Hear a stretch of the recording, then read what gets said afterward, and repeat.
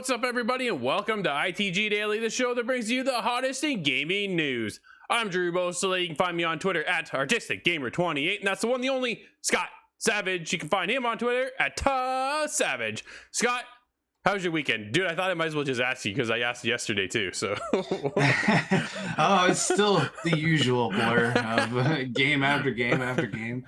It's just accelerating now as we're into the fall. Oh man, there's so many games. I went through my email today. I was like, oh no. It's just an onslaught of games coming.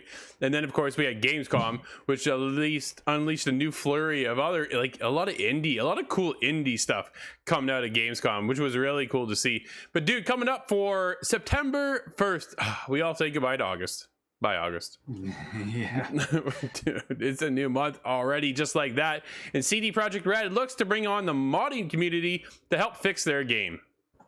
Man, that seems like a weird move, but either way, Gamescom saw a massive numbers through the digital-only event, and Fallout veteran leaves Bethesda. Dude, you ready to get going in today's episode? Yeah, exactly a topic I love to bring up, but back in the news. Yeah, well, it has been quiet for a while, but yeah, it made its return. Projekt Red hires Cyberpunk 2077 community modders. Really? Man, despite his bumpy launch period, it was more than a bumpy launch period, Cyberpunk 2077's parent modding community has been hard at work buffing Night City's immersion in positive and controversial ways. Nevertheless, the impact that the mods, like third-person perspective, ooh, dude, that'd be pretty sick, and cosmetic upgrades for V have raised the eyebrows of developers at CD Projekt Red. According to a post on the Cyberpunk 2077 modding community Discord server, a few notable modders have been hired to work alongside the folks at CD Projekt Red. Really? Under developer Ubisoft's banner, the chosen modders have slated to work on multiple aspects of Cyberpunk 2077's backend. The post reads as follows.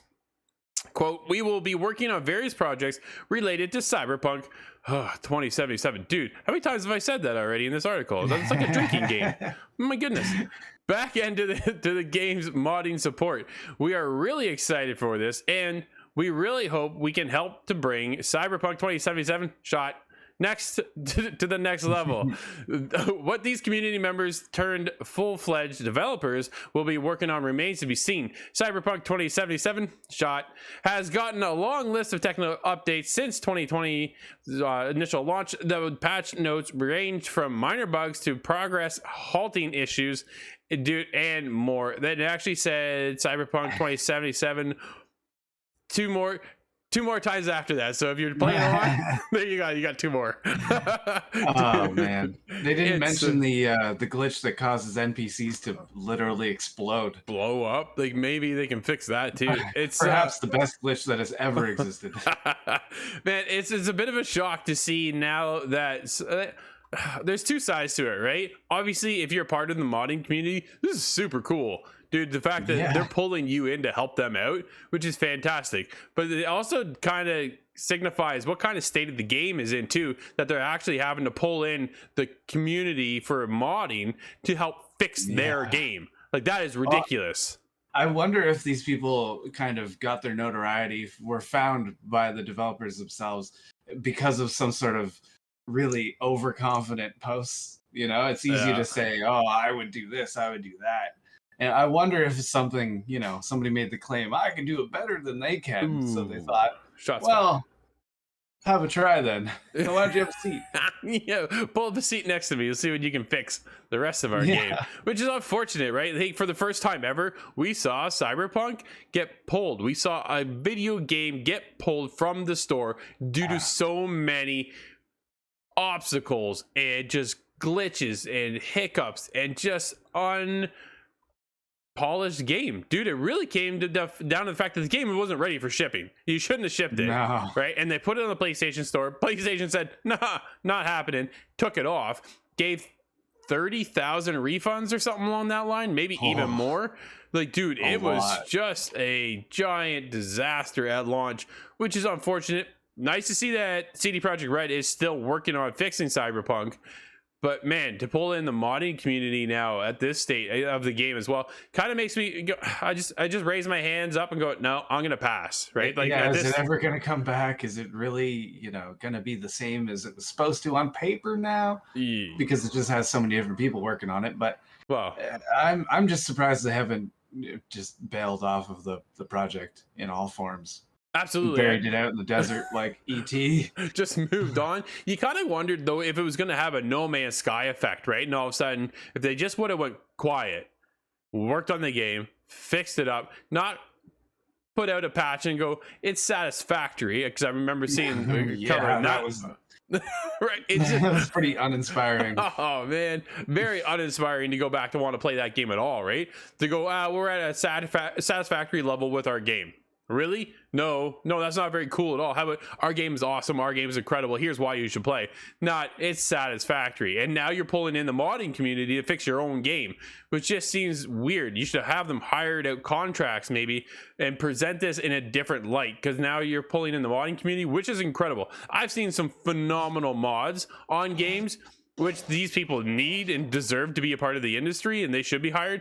But to have it and come around in this light, especially on a game like Cyberpunk, dude, it still leaves just a tainted taste in my mouth where I don't even want to touch this game.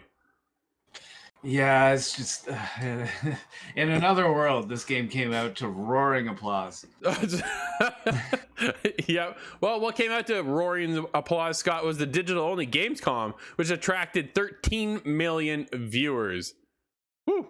Dude, that was over 4 days. Gamescom 2021 reached 13 million people around the world with its program of live stream presentations and events. This was the second year in which Gamescom was an online-only affair, with the event centered around both live streams and activities on the main Gamescom Now website. Dude, I had access to the press side of things. It was really, really well done. It was incredible. I was able to connect with a lot of people and reach out and kind of get some previews and things like that and set stuff up for us here at Inside the Game, which just kind of opened my eyes to how an online event should be handled. So you know what? Hands up, applaud them. I thought they did a phenomenal job. There's a showcase we attended earlier this year that didn't go so smoothly, but this one was really well organized. I think that kind of stands out the most. And that also showcased that 13 million people cared about it. That's the other side of it too, right? Dude, well, this shows a lot. There's a lot of popularity, and they can actually do some sort of a digital version that is somewhat going to make the difference. But yeah, there's definitely a hunger for it. You can tell 13 million people were curious enough. Absolutely, right? And this is over in Germany, over for Gamescom. If anybody hasn't followed and kind of new to what's going on in the world of events, we've seen, obviously, because of the pandemic, a huge downscaling in all the events we used to go to. E3 was a huge one. It saw a huge turn, and they're still, I think, trying to figure out exactly how to organize that thing and how to present it at a new light, because we've seen the decline over the years, and we talked about this in the past too, Scott, is that E3 just seems to be a different event altogether, and a lot of people are just bailing altogether, right? PlayStation's no longer there. Xbox is still there, but they're kind of doing their own thing. EA's bounced out. You see all these other companies just start to kind of shed a light around the E3 concept and that time frame, but yet do their own thing. You even saw EA this year take a month off and then showcase what they had in store. Oh yeah, just add some delay to it. It's definitely splitting away from the general appeal that was E3. It's been going now for how long? Over 20 years? 25, close to 30 years, I think, now at this point, right? So there's definitely been a lot of changes over the years, over the course of a couple decades. But it has inspired a lot of spin-off kind of events or different similar events. So it has lived its full life, I think, at this point. Well, the other side of it too is because of the way the industry is structured now, everybody wants to hold the mind share for themselves, right? You see PlayStation now focus on a state of play. Nintendo does their Nintendo Direct. Xbox has their Xbox Showcase, but they're still attending these events, which is nice to see somebody's kind of sticking around. But you got to also wonder at some point, Scott, when are they going to decide just to do their own thing? They don't even need to be here, really, right? If the other big guns aren't there, why do they care to be there when they can have the mind share? The biggest problem, what happened was E3 was, okay, so Saturday, now this was before Bethesda was purchased by Microsoft, but it would be Sunday you would get Bethesda, and then Monday or Sunday was Xbox, and then you got PlayStation ended Monday night, and then you got Ubisoft on Tuesday or Monday, and then it was Nintendo on Tuesday. And it was just like, okay, where are we heading now, and what are we covering next, and what event is up? And then by the time all E3 was said and done, you're like, okay, that was a blur over here, and that was a blur over there. And so you lose the mind share of, well, PlayStation had this or Xbox had that, right? So now the way we're all structured is the ability to just go, hey, by the way, Xbox is showcasing their next event this Friday.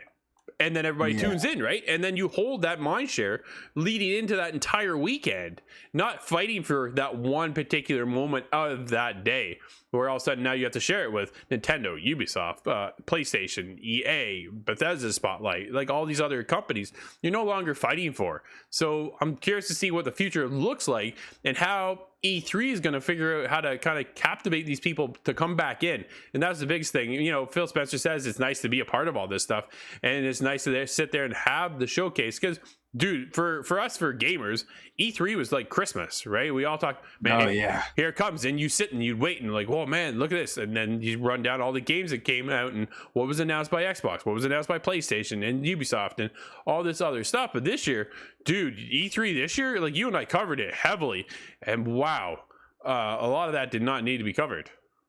Well, it's like a fine line in between that kind of a reaction and then the kind of feeling like you get everything you wanted to on Christmas, and then it's just, how do you focus on anything at that point? It's really hard.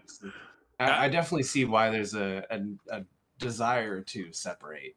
Absolutely. But who figured it out, I think, was Gamescom this year. The highlight of this year's show was Opening Night Live, the showcase of trailers and announcements hosted by none other than Jeff Keighley.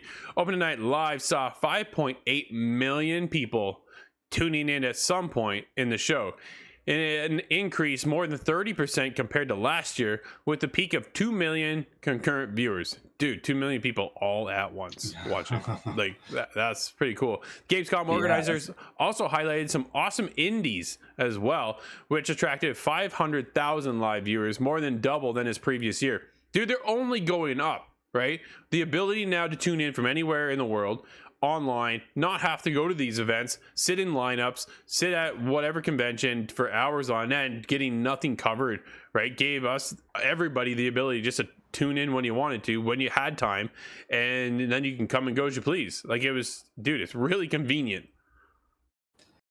Oh, definitely. They got to figure something out in the new era we're in now, but it's good to see that they were quite successful with it, because we're all missing those kind of events. Absolutely. While there were no figures for how many trade visitors took part, the organizers report there were industry participants from 87 countries, more than 68 recorded in 2020. So Gamescom 2022 will be hosted in Cologne once again on Wednesday, August 24th to Sunday, August 28th. So look for that next year.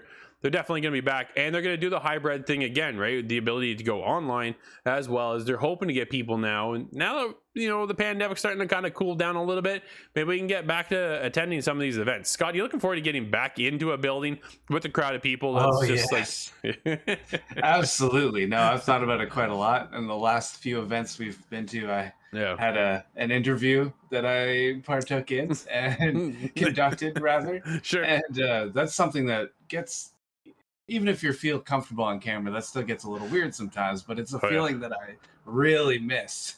No, it's definitely different, a lot different than what we do here. Like, you can sit online and we meet everybody in Discord, and, you know, sometimes the sound quality is not that great because the other side, you know, is using some other kind of headset or who knows what, right? But the internet will cut out, or there's background noise, or who knows. Just a little bit of delay. Exactly, right? So then you get in, dude, it's just, there's something about being person to person. Right? Yeah. That's what it really comes down to. That connection that you can build and grow with a person right beside you. And the dude, I remember going to EGLX and we did the interview, and then I'd stick around and I talked to the person I interviewed for like another 10-15 minutes. And half of it wasn't even on the game. Like, it was just talking. Like, it's just, so you lose that ability, right? But definitely looking forward to having that come back around. But Hopefully it happens sooner than later. But what's not coming back around is that the Fallout veteran leaves Bethesda after 15 years. Scott? Jeff Gardner has announced he's leaving Bethesda Game Studios after 15 years working on the series. Gardner joined the studio back in 2005 and has loads of credits, mostly on the Fallout series, but also on the Elder Scrolls. Quote, "My time at BGS has come to an end. It has been an amazing ride, from producing the designers on Oblivion, Fallout 3, and Skyrim, to lead producer of Fallout 4, and finally project lead on Fallout 76, Garner tweeted, quote, "I will miss my coworkers and want to thank the amazing fans. Stay tuned." Dude, he's got to be going somewhere else by the sounds of things, right? Oh, well, what a way to end, though. That's quite a weird roller coaster ride from Oblivion and then finishing at Fallout 76 is just, I don't know if that one feels good. Yeah, well, yeah, it does feel good for some of us, but others not so much. But dude, he's got one heck of a library going right there, right? If you can pull that behind you, man, that's definitely pretty cool. That's Scott, you got to take this next one, man. This next story, that is. Yep, it's all yours. All right. Well, this is a bit of a funny scenario that happened, and this is just great. So a fan of Grand Theft Auto has crashed a German game show with the specific goal to ask when the release date for GTA 6 will be. Why? That's the gist of it. But he jumped up to ask the perplexed game show host when he'd be ready to play Rockstar's new game. This was on an episode of, and my German is probably off, but Schlag den Star. He was interrupted as the man ran onto the stage before turning to the quiz show's moderator and telling him, "I would like to know where GTA 6 is. I am still waiting for GTA 6. The emboldened GTA fan twice encouraged the show's moderator, named Elton, to also shout with him, "Where is GTA 6? Dude, like, we're all asking that at this point, but just, like, who does that? Yeah, it's usually not quite the venue to do that, but I understand the frustration, but yeah, that just seems like a weird spot. GTA 5 is getting remastered again. Yeah, that's right. You can buy it for the third time now. Or fourth. That's all you need. If you're like me. Yeah. Crazy. One day my children will play GTA 5. Yeah, there won't be 6. You'll just keep right playing next 5. to Skyrim on the on the toaster. Yeah, it's man, we all want GTA 6, but I don't think I'd get up on the game show host and ask, "Hey, where is this game?" That's just a weird take, man. Dude, let's get into what could be September's PlayStation Plus games have been reportedly revealed early. September's PlayStation Plus games have seemingly been revealed ahead of Sony's official announcement. According to Deal Labs, a site with a strong track record for revealing PlayStation Plus games early, September's free titles will be, by the sounds of things, Overcooked, All You Can Eat for PlayStation 5, and you get Hitman 2 and Predator Hunting Grounds on PlayStation 4. Yeah, I think that's not a bad lineup. Dude, that is not a bad lineup whatsoever. No. That is a wicked lineup. I think our own Nate has played hours and hours of Overcooked. I think he's just about maxed that one out. I think he did. Dude, he 3-starred everything in that game. Holy. I know the stress that entails, and that's a lot there. You have to have a good team for that one. But absolutely. Hitman 2, that's a absolutely solid title. Whether you've played Hitman before or not, I think that's an interesting one.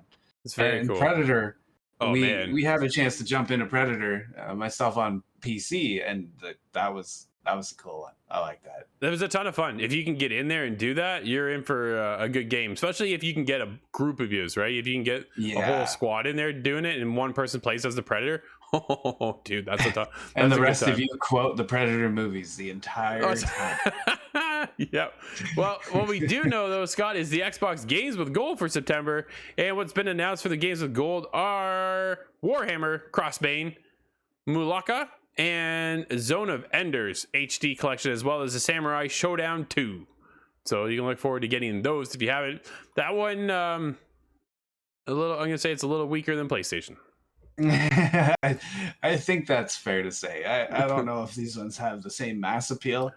Personally, I'm looking at Samurai Showdown. Yeah, for sure. That one's cool. No, that one is cool. So it's funny. We talked about this before, Scott. Zone of Enders. I wonder how many people played Zone of Enders, because when they originally played Zone of Enders, what came with Zone of Enders back in the day was a demo for Metal Gear Solid 2. Dude, that will move some copies of Zone of Enders. Absolutely. I remember running out and renting Zone of Enders just so I could get the Metal Gear Solid 2 demo to play. And that's all I played. Dude, I didn't even touch Zone of Enders. And then eventually, like, I should probably try it at least before I send it back. And that's actually, it's a solid game. Turned out it was a pretty good game, but I still go there for the Metal Gear Solid 2. Dude, that was just I have a very similar memory of that with the Halo 3 beta being on I'm forgetting the name of it now. That's terrible. Crackdown. How did I forget? It's funny because the second part of my story is that Crackdown 1 became my favorite game on 360 at the time. It really honestly did. Sure. And that was something that was amazing, but only after I got through the Halo beta. That was yeah, Halo kind of took forefront there for sure. Dude, it was just I remember watching the trailer for Metal Gear Solid 2 as he leaped off the bridge and onto the ship, and he was like, man, all cloaked and stuff. It was so cool. Was the demo just riding? Because that'd be hilarious. No, because you had no idea you were playing him until you actually got the full game. And I remember people, including myself included, going, what is this? Like, where's Snake? Because this guy is a wuss. Get him off my screen and give me Snake back, because that's who I want to play as. Yeah. Oh man, I remember being so disappointed because of playing the demo. I was pumped coming off that demo, waiting for the game, and then the rest of that game turned into just you running around as Raiden, and it was just kind of. I didn't know they deepened the wound by adding just the demo had Snake. Yeah, that's dude, hilarious for sure. Scott, why don't we get into what games are coming out for today? Because the first one is just weird. Yes, quite a curious name. This Cookie Clicker on PC. Dude, that is a mobile game through and through, where you just sit there and you're clicking on the cookie. This is ridiculous. Why? How? Who bought this? I want to. If you buy this, hit me up at Twitter and tell me what it's all about. Artistic Gamer 28. I want to know if someone buys this thing. I want to see the vision behind it. But we also have one Rogue Spirit entering early access on Steam, and that's on PC, of course. Dude, this game looks cool. That game looks cool. I want to highlight that one for sure. Yeah, it's got some stealth elements in it too, so.